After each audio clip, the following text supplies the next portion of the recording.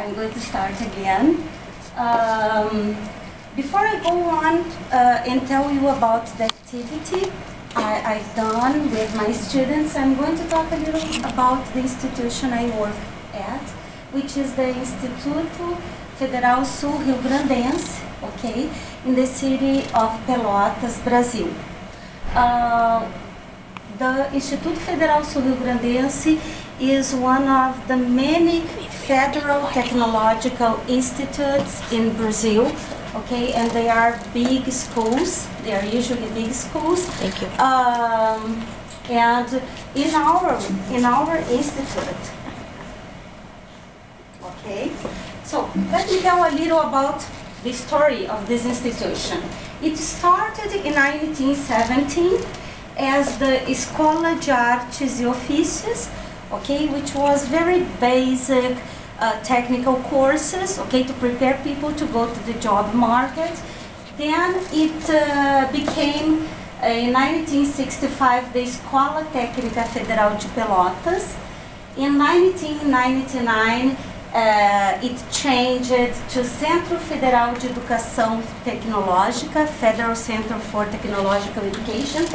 And finally, in 2008, it became the Instituto Federal Sul-Rio-Grandense through a national law, okay, which created the national, the Federal Technological Institutes, okay? So, Pelotas was the Centro Federal de Educação Tecnológica, became the Pelotas campus, okay? One, or we may say the main campus, but not exactly the main campus, but the oldest one. And it's in Pelotas that we have the administration for all the institute, okay? We have 12 campi nowadays all over the state of Rio Grande do Sul, and the administration is in Pelotas. So let's talk about Campus Pelotas. We have 15 technical courses, high school level, 5 undergrad courses, 1 engineering course, some postgrad courses, distance education, and I think this number is not correct. I just got it from the page, but it's not right for all the courses we have. It must be wrong, okay? So, along or besides all the classes I give, as you could see, we have many courses, and the teachers who belong to this general area of education, I mean Portuguese teachers, English teachers, math teachers, they teach at very different courses. So in one day I may teach at the mechanics, and then at the engineering, and then at the electronics, okay? Besides all the classes, all the regular classes I have, I also coordinate some extension projects. And these are 2 of the projects I coordinate. One is the cinema project, and the other is the English club project. I'm going to talk about more deeply because the activity I did was with my group at the English club project, okay? So, what is the main objective of this club? The main objective is to give students the opportunity to practice English structures learned in class, and have a deeper contact with the English language and related cultures through varied activities and using different resources, movies, songs, literary texts, etc. I could notice during the years I've been teaching at different schools, and for the years I've been teaching at IFSU, that our students, they are eager for more. We have only 2-hour classes for the week. It's very little. You can just teach, the minimum, and they want to learn more about culture. They want to see, different stuff. And so I've thought about that for many years, actually. Then it was only in the end of last year that I could do it. And we said we begin the English club. Okay, we had 130 students enrolled to take part in the club, but we had to select some way only 35 because the room is small and I'm the only one, okay, coordinating it. So we did a kind of a lottery, okay, and we got 35 students, and they are from different courses and levels, and we meet every week on Wednesdays from 6:15 to 7:45 p.m. So some of them have classes in the morning, some of them have classes in the afternoon, and some of them have classes in the evening, but they go there, you know, in the meantime to meet, and we discuss about different subjects, and the idea is this, you know, freedom and variety. And we choose as a group, I'm not a teacher there, I'm just a coordinator. So, okay, what do you guys want to do in our next meeting? Oh, we want to see a movie. Then I select a movie, I prepare some activity. It's not like, oh, okay, let's do it anyway, but you know, there is this building together, co-building. We can talk about songs, literary texts. It's a thing I'm very resented about, that there is still this idea that literature is not important when you teach language.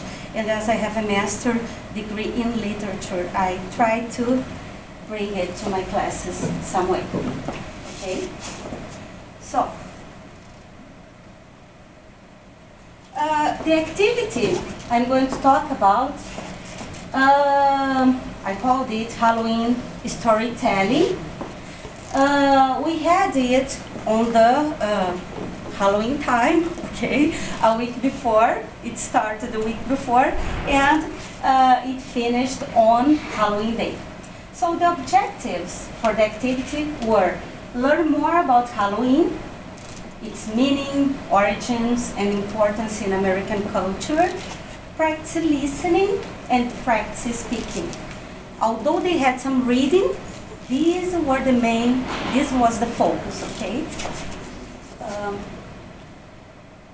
So how did we do this? On the first day, on the week before Halloween, students researched previously about the subject, about Halloween, and they brought information they had gotten in the group. Teacher and students talked about that, clearing doubts. Okay, for example, okay, what did you learn about Halloween? What have you found out? So each of them would bring information, different information, and also questions, doubts. Okay, after talking about Halloween, what it is, origins, importance, students read a short text on the subject. But the aim was not to practice reading, just to get more information, you know, to have some information. The students then watched a video with some short Halloween stories and completed an activity about it. Okay, so of course they had to watch, we stopped, I don't have the activity here, I didn't have it here with me, and nor the video to show you, but there were some short videos. They had to watch, answer questions. We talked about that, okay? So, okay. This was the class before Halloween. Okay? On the next week, on the second day of the activity, it was the Halloween party. We had already planned the Halloween party. We had set some attributions for each of them. Okay, I'm going to make some things to put on the walls, I'll bring this, that. So they planned, oh, I'm going to select the songs for the party, I'll bring food. So each of them had a different attribution, okay, different role.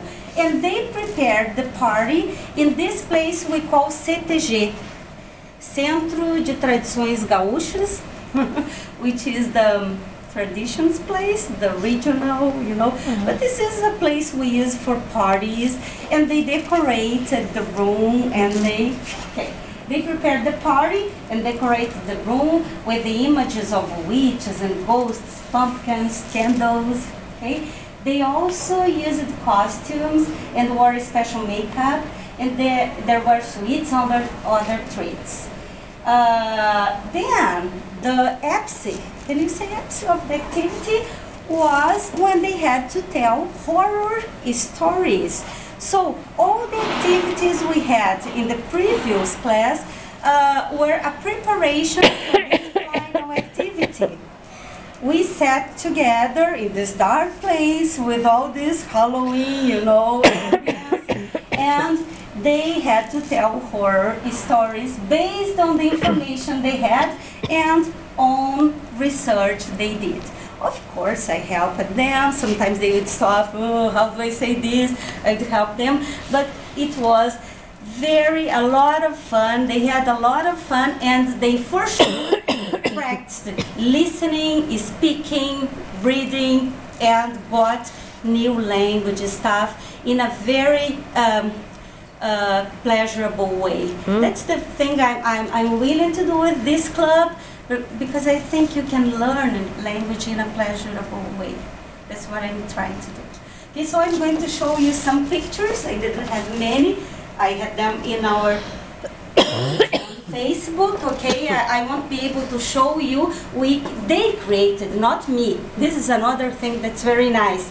When you ask them to do something they are really willing to do, they engage on that, okay? So, oh, I'm going to create a group on Facebook for us, so we communicate through Facebook and we post stuff. Sometimes I post material, and it's very nice because they are doing that because they want, okay? So here are some pictures. The group together, okay? I don't know if you can see me in the middle, the witch. Okay, I dressed too. And then, after they told horror stories, we went around campus wearing costumes and knocking on people's doors and asking trick or treat, you know? Can you imagine an engineering class, for example, when you knock trick or treat and people, oh, where is this? And then we would go inside. Some of the teachers are very nice, some are more, you know, strict. But the nice ones would say, no, come here, tell us, what is this about? And then we would tell about the club, about Halloween and everything. But the students enjoyed it very much, and I'm sure they learned a lot. Okay? Good. Thank you. Questions? Questions? New York. I thought it was New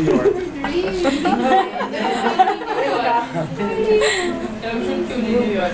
Do you grade this activity or is just for fun? No, actually the club, the aim of the club is not grading, you know. It's an extension project. So they don't need it for grading. Of course, we are thinking about a way of how rewarding them. Maybe if they need extra credits, they can have the credits. But for being part of the club, attending the meetings, the aim is not grading. Okay, we're going to get together because we want to learn more English, and that's what makes it so interesting, because they want to learn and they go there and they learn more.